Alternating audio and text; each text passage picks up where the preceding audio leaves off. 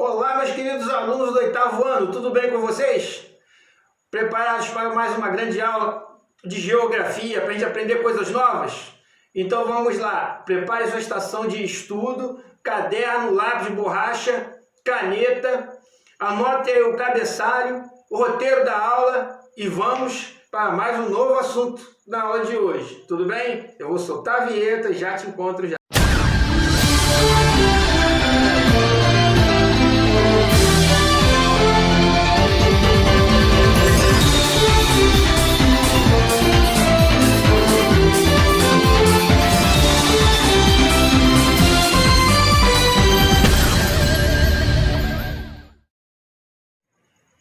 Como eu falei, foi rapidinho, tocou a vinheta, vamos de aula.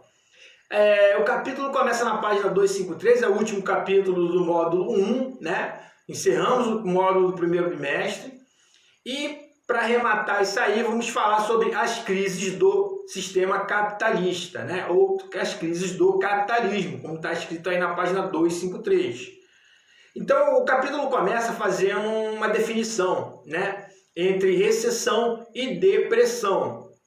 Recessão seria um momento ruim da economia, onde a soma do produto interno bruto, em vez de ela aumentar, ela diminui, tá? Então a economia começa a encolher. É importante isso, para você entender que a economia crescendo, ela garante uma geração de empregos. Geração de empregos garante que todas as pessoas tenham sua renda mínima, tá?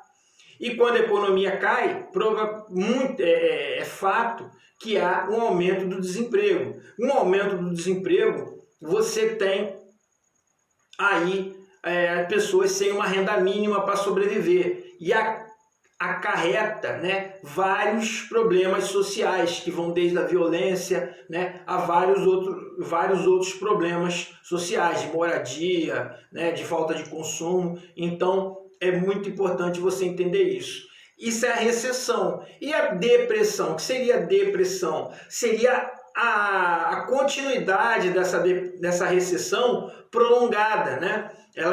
Quando ela se prolonga por muito tempo, o país ele pode entrar em recessão em um trimestre, no segundo trimestre, no terceiro trimestre.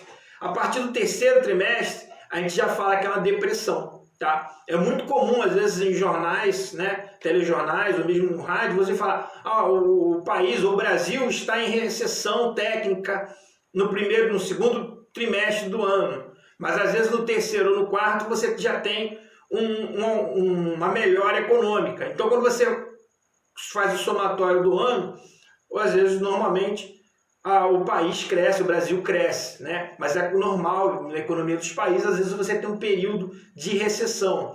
Então, um trimestre é ruim, 2 trimestres é ruim, 3 trimestres é péssimo, né? E acima de 3 é péssimo. Então, acima de 3 a gente já calcula como uma depressão, um período muito ruim para a economia. E estando ruim para a economia, vai estar ruim em vários segmentos sociais, né, e políticos também, porque as pessoas inflamadas, elas buscam novas alternativas, novos líderes. Então, tá vendo como uma coisa interligada à outra, né?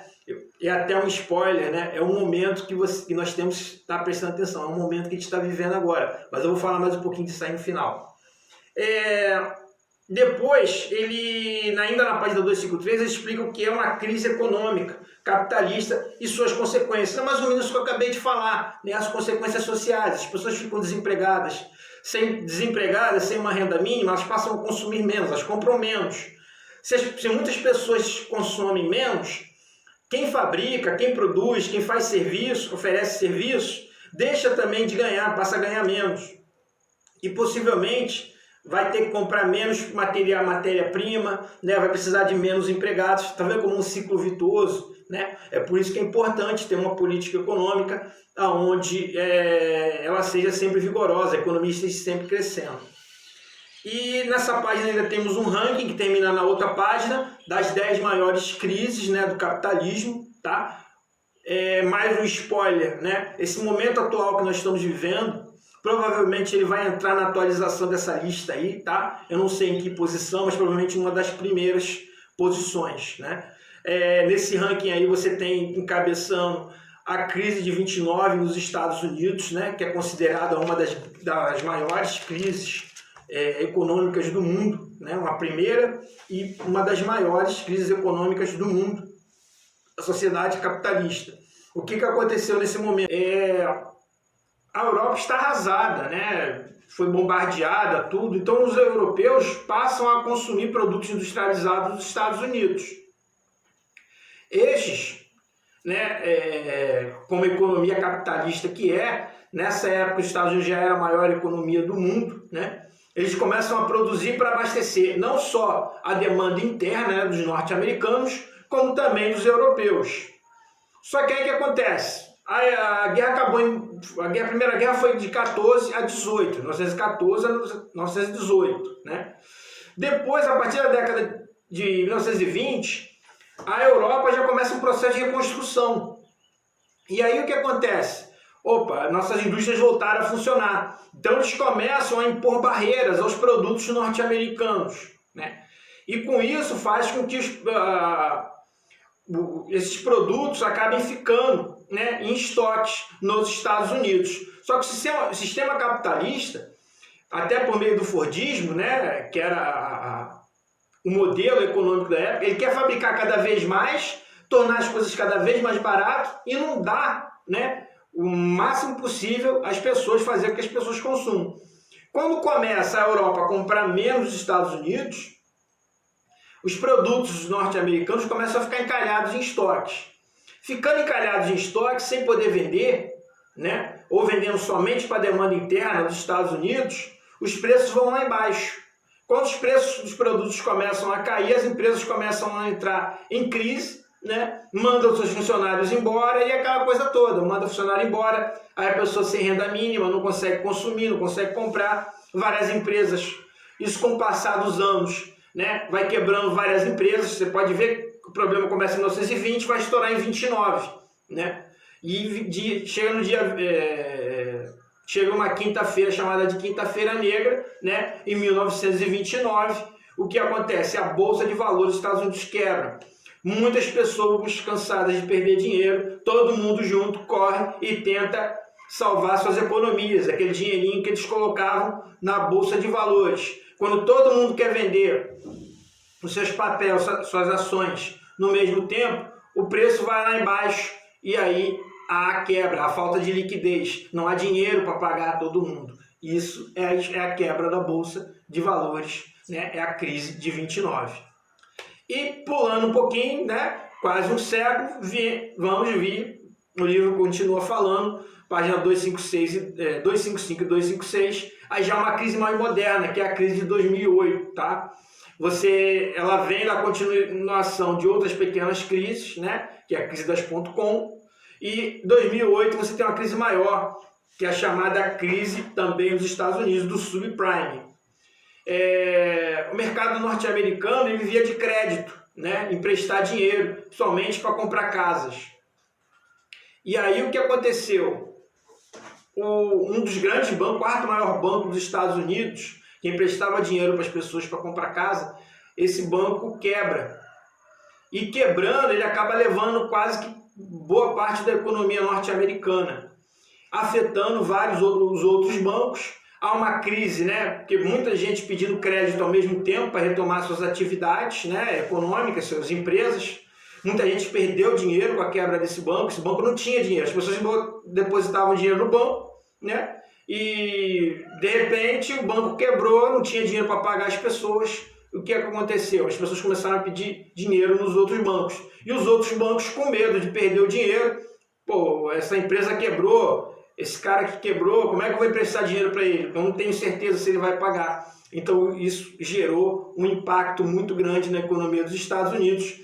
Por sua vez, acaba gerando um impacto maior, já sabendo que a nossa economia é globalizada. Hoje em dia nós temos uma economia de transnacionais, empresas com atuações, com sede aqui, atuações nos Estados Unidos, ou empresas americanas com atuações aqui. Então uma crise hoje em qualquer país do mundo, principalmente os Estados Unidos, que é a maior potência econômica, ela acaba se refletindo aqui. Essa crise de 2008 ela chega aqui um pouquinho mais tarde, chega por volta de 2010 até 2012. Isso gera vários problemas que nós vivemos até hoje, ainda em consequência dessa crise, né? Para finalizar, na página 257 fala da crise do bloco europeu, né? Onde fala da crise dos países ali, Portugal, Itália, Irlanda, Grécia e Espanha, tá? Então esses países são economias menores, né, dentro do continente europeu, menores em relação à Alemanha, à França, ao Reino Unido. Eles tinham alguns problemas políticos e de gestão, né, faziam com que eles gastavam mais, né, com pagamentos de funcionários públicos, com pensões, do que arrecadavam com imposto. E isso fez com que esses países entrassem em crise. E dessa crise toda, os países hoje estão se recuperando, mas culminou no Brexit, né, que foi a saída do Reino Unido do bloco europeu. Isso foi uma das consequências dessa crise no bloco europeu, né? E falei aqui um pouquinho sobre a crise atual que nós estamos vivendo, que é uma crise sanitária, tá? É uma crise que ela é provocada por uma doença, um vírus, né? Que nós sabemos somente que ele existe, mas que ainda não tem remédio, nós não temos um tratamento, não tem vacina. Então fica difícil mensurar, né, o quanto que essa crise ela vai ser, se vai ser uma crise pequena, se vai ser uma crise, com certeza ela é uma crise grande, muito grande, mas se ela vai ser a maior crise da história humana, se ela vai ser a segunda, a terceira, a quarta, a gente não sabe ainda dimensionar isso, mas é para vocês ficarem atentos que essas crises elas trazem oportunidades, mas também trazem muitas dificuldades. E é para isso que a gente estuda, para isso que a gente aprende um pouquinho, para a gente não repetir os erros do passado, né? Pessoas sofreram, pessoas morreram devido a essas crises. E a gente tem que estar preparados para enfrentar, né, esse inimigo invisível, que é o coronavírus, né, e a crise que ele ocasiona aqui no nosso país e no mundo, tá bom? Então é um momento de união, não é um momento de brigar, é momento da gente aprender. Tá bom, gente? O professor está aqui do outro lado da telinha, remotamente, aguardando suas dúvidas, aguardando as respostas dos exercícios que eu vou mandar aí, tá bom? Fica ligado no material de apoio que eu estou enviando. Estou deixando também um texto de apoio, tá? E estou aqui orando por vocês, orando por todos nós, para que esses problemas se resolvam e a gente possa se ver fisicamente, estar próximos, né? Em breve, mais breve possível. Então, até já. Estou aqui do outro lado do telefone, remotamente, aguardando você. Tchau.